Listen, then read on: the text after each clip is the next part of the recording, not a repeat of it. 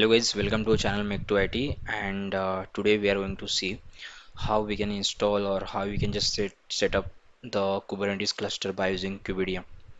As you probably aware, or you probably tried with different videos that are available on YouTube, but you are might end up with that the errors, or you are not able to set up the cluster by referring those videos, because those videos are way much back. They have recorded around 19 and 20, and after that there are a lot of changes has been done in this kubeadm setup. Okay, so first thing, that kubeadm is it's managed by the Kubernetes. Okay, and it's a open source project. And earlier, as you probably aware, that Kubernetes is it's a this tool of Google, and this Google has made it open source. Okay, so there are multiple ways available to set up Kubernetes cluster. Like if you just want to set up the single standalone Kubernetes cluster, then you can probably go with the Minikube. Okay, then second option is that you can use the cloud specific services like EKS or GKE, or you maybe use AKS. Okay, but those are the services you have to pay. You have to pay for that, and those are the costly services. Okay, but those services are the production ready setup, so you can't deploy your resources or workloads on the Minikube, or you won't get that much that kind of hands-on or exposure while working with Minikube setup. So in order to work like a cloud specific service like EKS or GKE, so those kind of architecture or those kind of environment will get by using this kubeadm. So that's exactly we are going to see how we can set up the kubeadm on the our self-hosted Kubernetes cluster. Okay, so yeah, so let's get started now, and we'll going to see how we can just set it up the kubeadm. Okay, and we'll be going to use the latest version like V version 1.31. Okay, so here there are a lot of challenges that will you might get while setting up or while referring this document, but I've just already prepared one of the script, so you just need to use that script to a bash script to set it up the master plane, and then you can join that by using the commands, the kubeadm join command. You can join the other worker nodes as well. So now let's talk how we can what will be the architecture, and what will be the approach. So this is the part one video. The next video I'm going to the next in that next video you'll be going to see what exactly how we can just set it up the cluster. Okay, but here the on a high level, before going to set up what actually we are doing here, that's what we need to see first. Okay, then only you will get a high exposure how we can set up the Kubernetes cluster by using kubeadm. So this is the high level overview of the cluster will be going to set up. Okay, so as I already said, like this is the production level setup. We can use this Kubernetes cluster to run your application at scale, you know and deploy your resources, and deploy your workloads and everything at a production level kind of setup we are going to see here. So that's what we are going to first, you are going to create one VPC. Inside that VPC will be having multiple subnets. Okay, and that subnets, in that subnet we are going to deploy our spot instances. Okay, so these are the spot instances. As I said, as this is a production level setup, so we need to make sure that we are saving the cost as well. So here we are going with the spot instances. So for that I am going to create one spot fleet. So by using that spot fleet we can launch the instances. Okay, and here one more thing, that is the best thing to to save the cost and make our project cost optimized. So that's what we are going to see, we are going to take the nodes that are so in general, when we have set up the Kubernetes cluster by using EKS, so that's time the worker nodes uses this EC2 instances, and those are the cloud specific instances basically, EKS specific instances. Okay, so same instances we are going to take here to save our cost. And here if you just see, this is the main component, this is the Kubernetes master plane. Okay, or master control plane we can say. Okay, so this is my master node. Okay, and these are my worker nodes.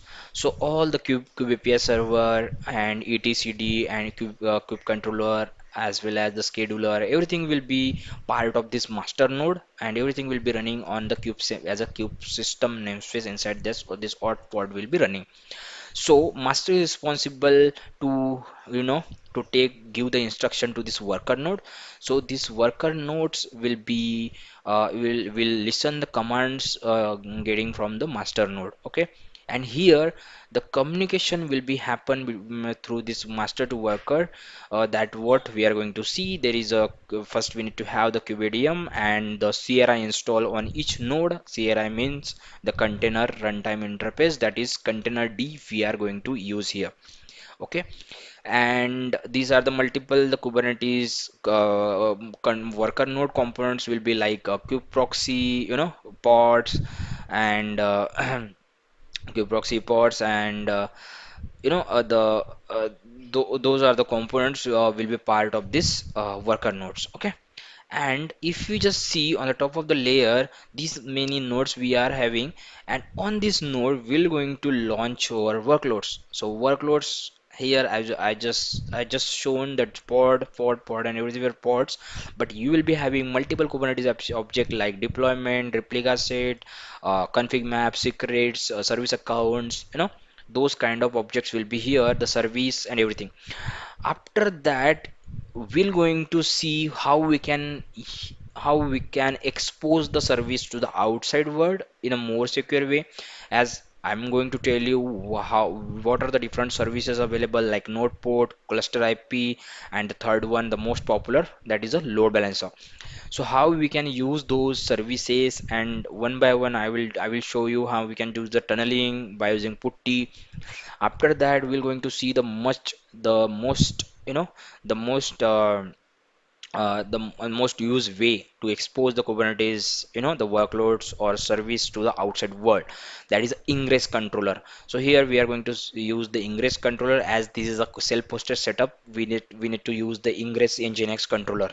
Okay, as there are multiple controller ingress controller available actually, like AWS ingress controller, and there are multiple. Okay, but those are the work with only Scout specific. Here we are going to use the ingress nginx controller to expose the multiple services within the cluster. On the ingress controller we'll be having the load balancer set it up. So here we are going to create the target groups, and how we can just do the configuration for the ingress object. So we need to have the ingress object created for each services. So that's what we are going to see. After that, to access the services in a more secure way, we are going to use the the certificate manager to generate the SSL and TLS certificate to use HTTPS. Okay, instead of using the HTTP. So those are the configuration we are going to see as the part of this implementation. Okay, and as I said, this is a newer video I'm recording today, so you will be having the exposure how we can use the kubeadm for the real production level setup. Okay, and we'll keep this video as you know, we'll keep this video much interactive. I'll make sure that I will respond the whatever the comments you are having in the chat. I will make sure that to reach out to you if you have any questions. Okay, so that's a high level overview, okay, for this overall architecture. There are a lot of things that we're going to discuss in the later part, like we'll be going to use the to for the storage classes we are going to use the NFS. Okay, and for the port to port communications, that was the part of different nodes, how pod can communicate to each other. Okay, so for that we are going to use the CNI as a, the Flannel as our CNI. Okay, so if we just see Flannel as a CNI. Okay, for this Kubernetes setup. Okay, for this Kubernetes workloads. So this Flannel we are going to use in our Kubernetes cluster to to make the port communication with each other. So that's a high level. There are a lot of things that we are going to see here. I'm going to provide you one script to set it up the master and this cluster basically, and you can just play around with it. Yeah, so that's the thing. And so this is my first part one video. Okay, after that there are multiple videos are coming up on the lineup. Okay, so will you have to just make sure that you will just subscribe our channel and just and just actively looking for the videos. Okay, so yeah, thank you for watching guys, thank you for your time. Bye.